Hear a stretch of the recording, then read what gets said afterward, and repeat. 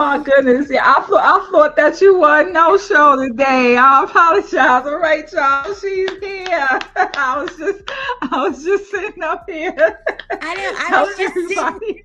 I was just sitting here and I was like, maybe if I push enter, maybe that will help. I haven't used What? StreamYard before. And so I'm like, what is happening? Why? I know she told me one. Did she mean 115? And so as soon as I hit enter, here you are. Oh my goodness. Okay, y'all. Well, okay. Well, what I said about being a no-show still stands. Make sure that if you are unable to make your appointment, that you cancel or give notification. But I'm happy to say that Elizabeth Green is not a no-show today. No, and I even texted you. I was like, I'm here. Where am I? Oh wow! I just checked my Yeah. text messages. I didn't see it. Mhm. Yeah, I Oh was like, this is goodness. Elizabeth. I don't know what I'm doing. I am not a Okay. techie. I am not a Okay. techie. I am not a techie. I understand that. Okay. So maybe what I'll do is moving forward when I send out the email with the link Mhm. to to the authors, I will say here's the link for the studio. Yeah. Click the link and be sure to Hit click enter enter. studio. Enter. Okay. Just I click will. enter after you do your name. Right, So, after you put your name in. Okay, I will mhm. add that to the email. I will add that to the Perfect. email. Okay, everybody. Well, let's welcome Elizabeth Green to the show today, right? She's our guest. She brings us Unspoken Goodbyes, a daughter's story of grief, love, and healing, a heartfelt Mhm. memoir born from the loss of her father, who was her hero and greatest cheerleader. Through grief, love, and rediscovering joy, she says a story that's raw, real, and rooted in hope. If you've ever had to say goodbye, this one is going to speak to you. I'm happy to Yes. see you here, Elizabeth. I was Thank just you. about to hang up the line. I'm like, well, we got a no show today. I guess I'll just go and work on somebody's book. I don't know. No, I'm sorry, guys. I'm so That's sorry. okay. It's not your fault. We live and we learn. We live and we learn something new every day. So I will be Always sure to hit let enter, everybody enter, know. enter, enter. I will put that in the email. Awesome. Well, tell us something about yourself and tell us the purpose behind writing Unspoken Goodbyes. Yeah, absolutely. So I am Elizabeth. I am a mom to five kids, and they are all adult kids now. So they range from 27, 26, 22, 23, and 18, about to be 19 next month. And so that doesn't include three of their birthdays this year, that they're about to be 1 year older. So, I've been married for 24 years now, to my best friend, and he's amazing and funny and makes you want to, oh, sometimes, so, I, what inspired me to write Unspoken Goodbyes was, when I lost my dad, I had my own journal and I just started writing in my journal, and it was like, dear dad, day one, day two, day three. And so I was just doing all this dear dad, and then I ended up just kind of putting it into words, and I got mad because I didn't like people's thought processes and stuff. So I thought, there's so many forms of loss besides just my dad's death that people carry quietly, and like broken relationships, distance, divorce. So this book I saw that could help just many people, not just in my death, in my grieving death, but in their own grieving of their own loss with their themselves, or like I said, just many things, divorce yourself, relationships, estrangements, things like that. Yes, oh that's good. So you basically wrote the book to be a tool for other people who may be dealing Hmm. with issues that trigger Yes, grief, basically. That's absolutely. awesome. That's awesome. Well, you describe your father as your hero and Hmm. protector. What's one memory of him that still lives in you today? Something that is just totally like you're never going to forget about your daddy. um there's so many different memories, but I guess when I was about 11, 12, because my dad was a single dad, so it was just him and I. He was my ride and die, him and I. He was my mom, my dad, my best friend. He would get all of the cards. So one day I was waiting for him after work, and it was kind of late, not really late, maybe an hour. He got off an hour early, so it would take him 20 minutes. And this 18-wheeler came by, and I don't think he said anything derogatory, but he said something that made me feel uncomfortable enough to get scared and nervous. And, my dad pulled in, and he could tell I was really nervous and scared. He's like, "What's wrong?" And I could always open up to my dad. So I told him that guy in the 18-wheeler made me feel uncomfortable and stuff. And he immediately drove up there in front of the truck, got out, and was just rah, rah, rah, rah, rah. And my daddy always had me. So that's a That's memory I will awesome. never forget. Hmm. That is awesome. That's awesome. Well, shout out to all the dads out there, all the single dads, because Yeah. that's a rarity. You always hear about the single mothers, with the Hmm. kids and just the parents, but it's rare that you hear about a dad, especially a dad and his daughter, and you were his only child. Right. Yeah. Well, I have a Wow. brother. I do have a brother. But unfortunately, we didn't get to see much of him. Mhm. My mom, um, who I do talk about in the book, it is mentioned that I do say, because it's hard. It's really hard to have a relationship with somebody that doesn't want to have a relationship with you. And my dad never, never in a million years said anything bad about her growing up. Not one lick of anything. I would be sitting out on the porch waiting for her to come, and he would let me sit out there for hours until he felt like it was dinner time and I needed to go eat. So I do have a brother, and we just never got to see him as much until he was much older. Okay, yeah, I can truly understand that. Well, that's really great that your father never said any ill words or bad words Hmm. about your mother. Parents Yeah, definitely should not do that, because whatever happened between the parents has absolutely nothing to do with the child. The child absolutely. is a result of those two people getting together and being together at some point.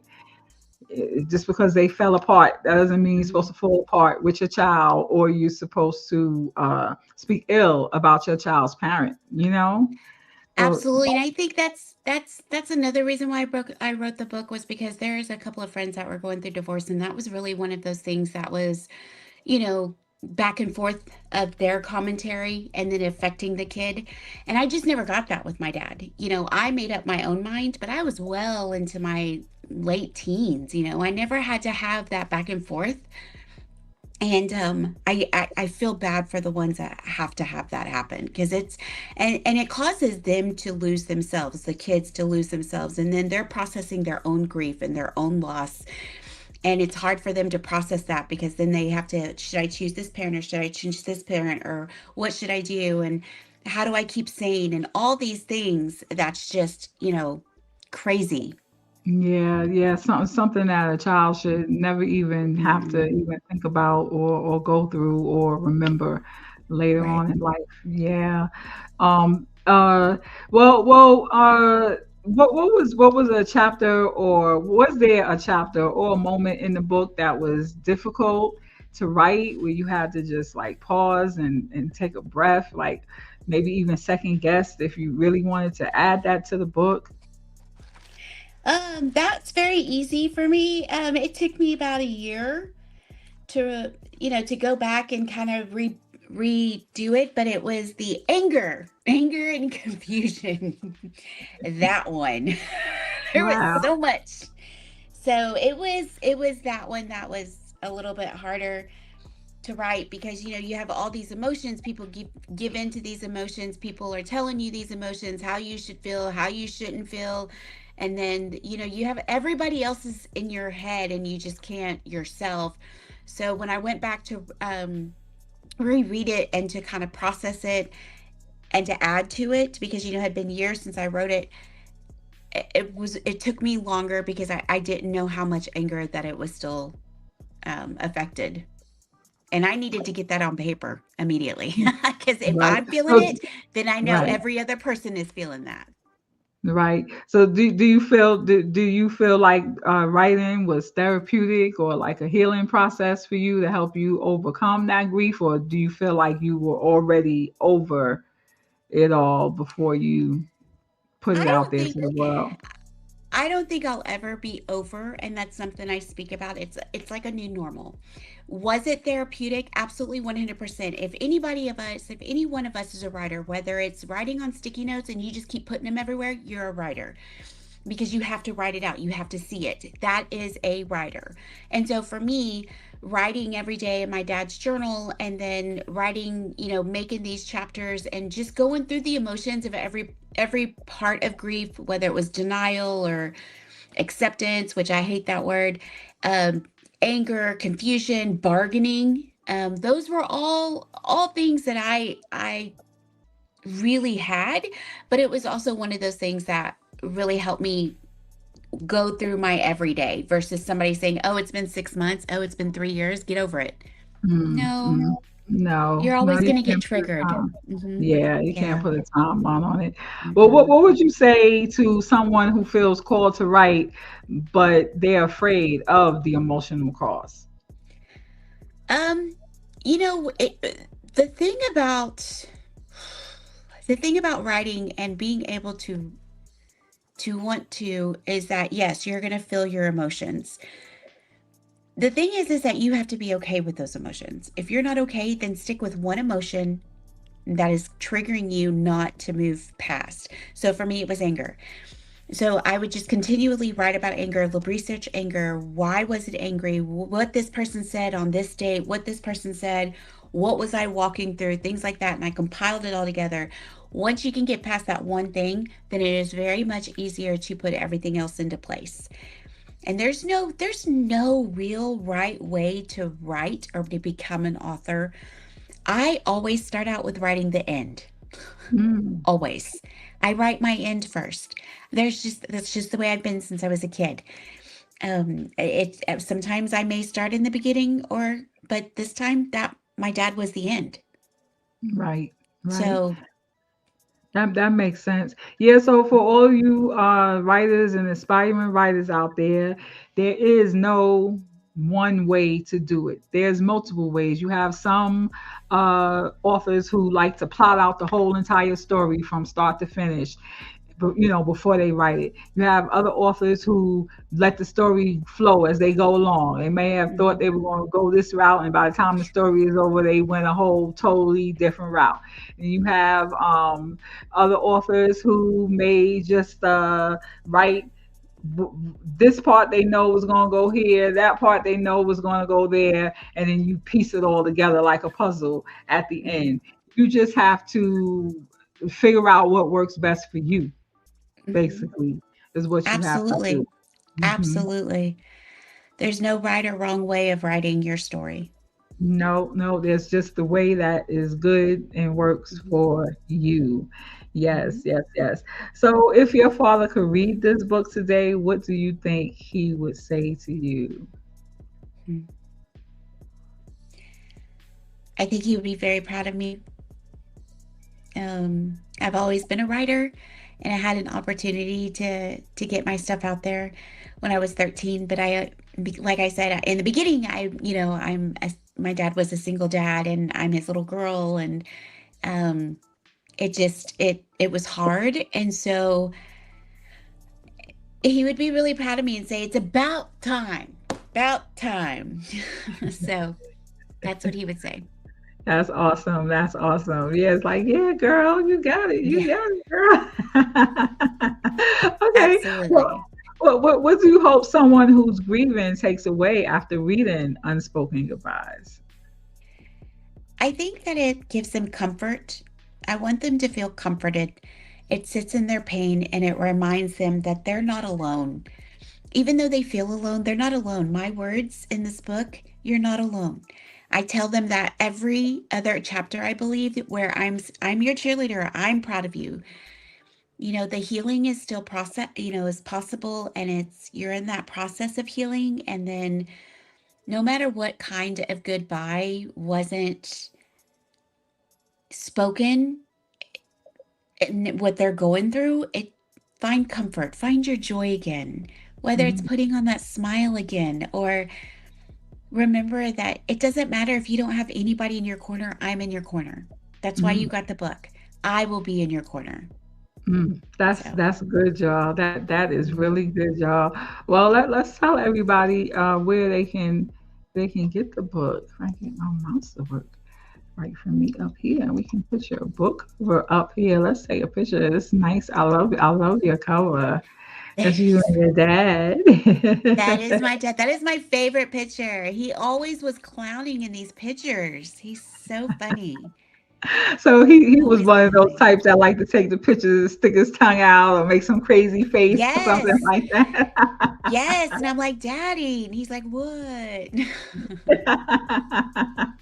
That's cool. That's cool. Tell everybody where they can go and they can purchase Unspoken Goodbyes. Absolutely. You guys can purchase it, of course, on my website. And you can also get it on Amazon. You can find it on the TikTok shop. And we're going to be starting, I'm going to probably within the next, within this year, I'm going to be doing an audiobook as well for everybody. Okay, great. So do you plan on narrating it yourself, or are you going Yes. what route are you going to take? You're going to narrate it yourself. That's Yes. awesome. Yeah, a lot of people say I have a good voice, and I'm like, look, I sound like I'm 20 or 15 sometimes, and it's like, because I get bill collectors, and they'll be like, "Can I talk to your mom or dad?" And I'm like, "Oh, you're a bill collector." Click, no, you can't. They're out for the day. So yeah, Okay, yeah, that'd be cool. Plus, I'm pretty sure there's a lot of emotion and feelings and everything that just anybody is not going to be able to recite. To speak. Mhm. They narrated your book for you. So yeah, going that route. Do you plan on like renting a studio, or do you have the equipment? What route are you going to take to narrate yourself? Just that asking is a because yeah, there are a that lot of is a people out there who want to do audiobooks and they don't know what to do. so right now I'm doing my research right now on a few outlets, and I am reaching out to a lot of people that do have done some audio background. And so one of those things that I have found right now is that I use just regular stuff right now. I'm using my iPad, and I'm going to be switching to River. It's River something. And Riverside. I think it's Riverside. Yes. I'm going to be switching Hmm. that because my podcast just came out just recently. So now I have a podcast. It comes out every Monday at 7 a.m. So I'm super excited about that. And so on there, I noticed that you could do, something similar, and then it would help you export it and edit it and things like that. So I'm just going to play with it and see how it works. And that way I can see what happens. Okay, that's awesome. Mhm. Well, what is the title of your podcast? It's called Right Over Coffee, and it's coffee with three E's. Okay, why did you choose to put three E's? Because I'm always different. I always like to be different. When I was in high school, my friend Amy, she gave me I went by my middle name, Katie. And so she gave me the name or different spellings. And one of them was Caitee, but the one that stuck was the Kayte with two Hmm. E's. And so I was like, okay, so I've just always been different and always been, want to go out of the norm. So I did that. Okay, all right, that's Mhm. cool. All right, well, you all Yeah. go to Elizabeth's website, elizabethkgreen.com. Check out, her book. Check out her podcast. Do you have anything else going on? Do you plan on writing more books? Well, I have the children's book, Tony Boy Adventures, which is based on my dad's stories that he would tell me as a little girl. And it's actually going to stay very honest about, the error. So he was born in 37. So it's going to be kind of based in the 30s with the watercolor and pencil. So it's not going to be animated and stuff like that. It's going to actually be, just a beautiful children's book. And it's called Tony Boy Adventures. And that's coming out hopefully by the end of the year. And then I've got a Bible study I'm writing, Prodigal, and it's loosely based on Luke 15, prodigal son. And I love that parable. But as a parent of estrangement, where do we find our hope and Mm, how do we find our hope? And so that really that was that question kept getting and kept getting and kept getting. And then I just felt called to write this because a lot of the women that I would speak to, whether it was at conferences or other, different places, they would be like, man, that's a good point. We hear it from the father giving, open arms, and he did what he did once his son came back. But how do you think the mom felt? How did mm, she stay true? How did she go through those questions of where were you? How do I be hopeful? How do I lean on my husband or my partner or my parents? How do I do this in an everyday situation that I don't get to talk to? And so I really felt a calling and it being placed on my heart to do that. So that's in the works right now. awesome, awesome. Okay, okay, y'all. All right. Well, you all go out and check out Elizabeth's book. Yes. What is it? Unspoken goodbyes. Goodbyes. Unspoken goodbyes. Yes, I like that title too. That's yeah. Do you feel like it's something you wish that you would have said to your father or asked your father before he transitioned? That's a great question. A lot of people ask me that question.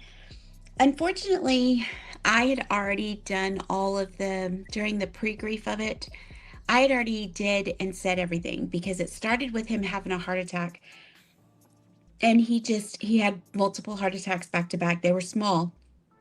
But when he woke up and he saw me by his bedside crying, that's when it hit me and put all the pieces together that he was like, hey, no tears, no tears. I know it hurts because if something should happen to me today or next year, you're not going to have anybody else except for, your husband and your kids. But I want you to know that I don't ever want to be a burden on you. And I lived my best life because I was able to have you in it. And you will Mm, always be my little girl. And so that kind of resonated with me and it gave me the time to grieve, which that's another book that's coming out that's going to be about pre-grief. um, okay. but I had already started processing that beforehand because he said that. And a lot of people Mm, don't get that. And that's mhm, another reason why I wrote this book because I want to be able to give them that opportunity. I want to be the one to tell them it's okay. You're going to be okay. Yell it out, scream it out, vent it out. Whatever you have to do, just let it all out. It's okay. It's okay. And if it doesn't go away, it doesn't go away. My love for my dad will never go away. There are so many milestones that are happening that he doesn't get to be a part of. And it's hard. And so I don't think I personally did not say anything, but I do know people that have what's called guilt grief because they mhm, didn't say anything. Um, mm, and they've been dealing with it for over 22 years. So I mm. see it and I write about it too. So because Yeah. that lingers on because they have so many questions. Why didn't I say this? Or maybe I could have done better, or maybe I should have, or but all that does is just keep you stuck. And it's okay to be stuck, but it's not okay to be that stuck where you can't even embrace the fact that you've got children or you've got a great job or you heard the great song that made you smile for that 30 seconds. And you don't want to embrace that because you feel guilty of something else when that's not your guilt and shame to carry. Mm, mm. It's That not. is so true. That is so true. Yeah, and you know what? I'm a firm believer that everything happens for a reason. So if there was something that was unspoken, it was unspoken for a reason. Mhm. That's what I Absolutely. believe. Yes, yes. Absolutely. All right. All right. Well, I'm so glad that you made it into the studio today and that we actually did not have a no show after I all. know. I'm glad that I decided because in the past there was no show, like, oh well, they didn't show up. All right, I'll just close the studio and go That do just something. means I get to come on here again. Okay. That's Yes, all that yes, means. yes. Come Because on. now I know how to hit enter. Now you know how to hit enter. That's right. And now I know to add that to the directives when I send out the email to all our future guests. Yeah, don't pull So Elizabeth Green. Always hit enter. yes, she pioneered it. Okay, y'all. Well, I want to thank you all for joining us today on Writers with Purpose. And we will see you all on the next episode. Y'all have a great weekend. Bye bye, everybody. Bye, guys. Bye.